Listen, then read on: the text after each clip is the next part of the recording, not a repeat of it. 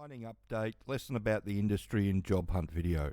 Welcome to Australian Mining for New Starters, and in today's video we're going to go through the prices. The lesson, we're going to talk about how the industry is split into two, so half of the industry is going through a boom phase and the other half is going through a bust phase or treading water, so we're going to have a look at that, and then we're going to have a look at all the normal jobs that we have a look at when we do our job hunt video. So to start with, let's go across to gold and have a look at gold, and that's at $3,744 on the spot price, so it's $88 up here, because again, this is the worldwide jewellery price, so that's the price that you'd pay if you went down to the Perth Mint and you bought an ounce of gold. And as you can see, it's still over $2,500 an ounce US. It's dropped just a little bit below that on the spot price, but if you want to go and buy it for yourself, that's how much it's going to cost. So copper is $13,488 on the spot price, and if we go and have a look at iron ore, that's probably the big drop of the week. It's come down quite significantly in the last week since we looked at it, so it's at $91 a ton. And then if we look at coal, that's come down by $5 a ton, so that's $115.50. So if we come over to our map, and this is a map of the country with all the gold and the base metal mines on it, so that's all your hard rock mines. And the reason that I put this one up for the lesson is because the lesson's about where the industry's booming, and where the industry's booming is particularly gold mines and copper mines and the other base metals that they're putting into batteries. So there's still a lot of those mines around that are looking for people, and because you need the same skills for a magnesium mine or a lead mine or a zinc mine or a nickel mine or whatever might be under the pump with the price a little bit, as you do for a gold mine, all the gold mines are stealing the people, and that's why there's some entry-level jobs going on base metal mines around the country. So if you want to get into the industry, you really need to be looking at where the boom jobs are. And if we come over to this article that's been written by the ABC, so finally somebody is talking about the surge that's happening in gold. But it's an interesting old article because it doesn't really talk about anything that we haven't talked about on the channel before. And as you can see, it refers to gold in US dollars here, and then it comes down who's the buyers, so the central banks are buying around the world, and then it talks about the geopolitics that we've already talked about a bit on the channel before in some of the older videos, and then it looks at the tons that each country has got. But you know, this graph is a bit of a red herring as far as a lot of people concerned. A lot of people don't believe that the US has got 8,000 tonne, and there's a lot of people don't believe that the China's only got 2,000 tonne. A lot of people think that China's got 10 or if not 20 times the amount of gold as that.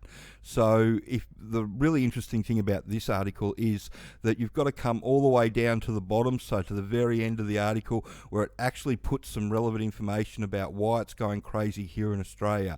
And for the main part, Australian gold producers have been cheering, you know, as the third biggest producer after China and Russia, so we almost do 300 tonne of it a year. And in the Australian dollar price, it's $3,720, almost up 25% so far this year. And that's what nobody's talking about. You know, it's right at the very end of the article, it's not up the top. And if you want a mining job, this is where people are going to need people, because it's where they're ramping up production. 25% increase in the price means that everybody's pushing the go button on their gold mine around the country, and there's lots of them around the country. And when we have a look at the jobs shortly, you'll see all the jobs that come up. But I just want to come over and have a look at this article that I've just written on the Underground Training website in the blog section, so you can find it in there. And so, bust and boom, the tale of Australia's two mining industries. And like I say, you know, if you've been listening to the media for any time, you know, lately, then you know, they're all about the mine closures and you know, the bust cycle. So, and with lithium and nickel, you know, it is in a bust cycle, and iron ore and coal are just treading water. But the real story is the upswing in gold, and for a lesser extent copper. So copper's doing quite well at the moment as well, you know, in Australian dollars, and that's why, you know, BHP is ramping up production in South Australia in a big way. But yeah, you just have to type underground into Seek and you see all the jobs come up. But the big thing is that, the last 20 years, the most common entry-level mining job has been the surface truck driving job. However, the last couple of years, due to automation, this has moved from the surface to underground. And with entry-level underground truck job paying about $90,000 a year for an even-time roster and a full-time job, it's not bad for 23 weeks of the year, because you get 20 days annual leave and 10 days sick leave as a minimum. So some places actually pay 25 days annual leave at the moment. So if you want to make a career out of it, then the top job pays well over $300,000 a year, and yes, that's still for the 23 weeks of the year. So what's the catch? It's 12-hour days working away from family in the middle of nowhere in a hazardous workplace that's involved. What's involved with the jobs is very specific to the industry, and there aren't many, if any, transferable skills.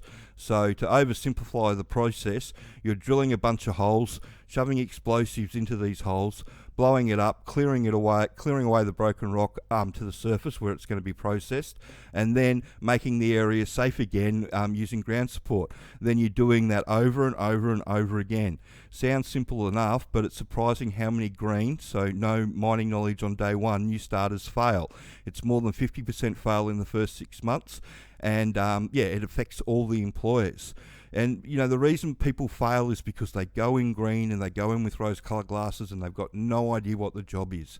If you want to succeed in all this, give this article a read all the way through, and then have a look at some of the packages that we do. If you're trying to get into the mining industry and you don't know what any of the mining jobs are, then you really should be doing the DIY package as a minimum to start with, because it's going to teach you exactly what the jobs are, how all the mine works, the good stuff, the bad stuff, so you can make a really informed decision whether you actually want to do it or not. I see lots of people turn their lives upside down all the time to try and get themselves into mining, only to get out there and work out, holy shit, I don't want to do, if this is what mining is, I don't want to do it. And, if you do end up quitting your job and getting a job on a mine site only to work out it's not for you, then you're probably not going to get any change out of 10 or 12 or 15 grand by the time you factor in that you quit your job and you've got to find a new job, and then you've wasted all this time and you've got to start again, and you've probably relocated as well, so you've got to decide whether you want to go back to where you came from or whether you're going to stay. There's a lot of factors in it that get really stressful that you could have sorted out right from the word go if you'd just done the training and worked out whether it was for you or not. And if it's for you, then you've got all the tools to go ahead and jump in and get one of the many jobs that are offered around the country in the mines that are around the country looking for people. And they are. The gold and the copper mines are looking for people all over the country. There's work everywhere. So if we go and jump over onto Seek and type underground in, we'll see all the jobs come up. And there's jobs everywhere. Entry-level truck driving Perth, entry-level jobs Queensland, entry-level jobs WA, Northern Territory, WA, drillers offsider, Cruad, nipper job. But you get the idea. The jobs definitely have moved from the surface, where it's mostly, a lot of places have gone automated, which they can't do in the underground space, to the underground space. So there's lots of jobs there, and if we type surface in, they're all offsider jobs on the surface. They're good paying jobs for entry level, so you can make $110,000 a year but you've got to like camping. And you need a HR license, because a lot of the vehicles that you use on the surface have to be driven on gazetted roads, and as soon as the vehicle is above 15 tons, you need a HR license. So you get the idea. There's not that many truck driving jobs. This used to be full of truck driving jobs when you type surface in 12, 18 months ago, 5 years ago, 15 years ago. It was jam-packed full of them, because that's what everybody was looking for, because that's what the most common entry-level job was back then. Now the most common entry-level job is going to be an underground truck driver or a nipper job, if you want a production mining job, a real mining job. Not opposed to a shutdown job. And when I say shutdown job, what I'm trying to say to people is that shutdown, while a lot of people that work in the shutdown space describe themselves as miners, people that actually work in the mining industry do not describe shutdown workers as miners. You don't say, oh, the mining crew is coming in for the shutdown. You say, the shutdown crew is coming in for the shutdown, because that's what they do and that's how everybody describes them. Nobody describes anybody within the industry describes anybody working in shutdown as a miner. You have to be actually working in the mine, blowing stuff up or drilling holes or bogging stuff out to be actually labelled as a miner. And even those people, they don't like labelling themselves as miners. They will tell you, they will label themselves as their job title, as what they do on the crew. So if you've got somebody on the surface, you know, they'll be the shot firer or the digger operator, or they'll be on a truck, or they'll be the all-rounder on the dozer or something like that. If it's underground, it'll be the charge-up operator or on service crew, or driving a truck, or the nipper, or a jumbo operator, or a long-hole operator, or the sprayer. You know, they'll give you their title, and instead of just like, oh, I'm a miner. Very few people actually refer to themselves as miners. And if you've got anybody that's telling you to go and get a whole heap of tickets for shutdown work that's claiming that they're a miner, there should be red flags going off left, right and centre. But let's have a look at these drillers offsiders jobs after that little rant.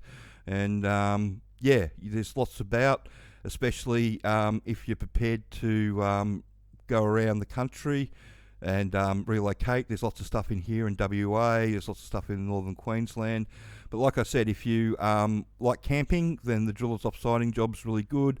If you don't like camping and you want your room, then check out the underground drillers offsiders jobs. It's a good way to get into the industry, do your 6 months, and then if you don't want to become a diamond driller, you can jump over to the main crew if you want to and drive a truck and start climbing the ladder from there. And we've put utility in as well, and we can see there's a fair bit of stuff around the place.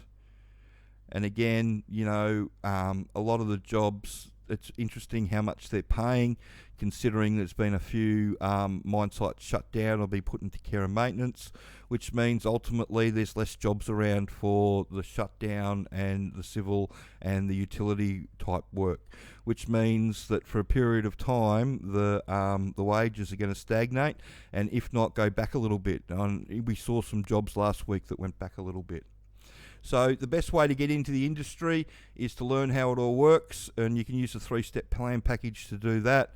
And if you come down to the bottom here, you can click onto all the PDFs here, and you can run through what it's actually going to teach you. So it's actually going to teach you how it all works and what everybody does, and it goes into scaling and surviving the first 12 months on site. Really good information in there about what to do and what not to do. And you can go through the other ones as well. And there's lots of good information in this one with the nipper and other important duties. So we go through the nipper stuff, and then the watering down, and it goes into general mining information. And you know, it teaches you all the ins and outs of how it all works, and it gives you a good outline of the mistakes people make and what not to do and what to do and all that sort of stuff.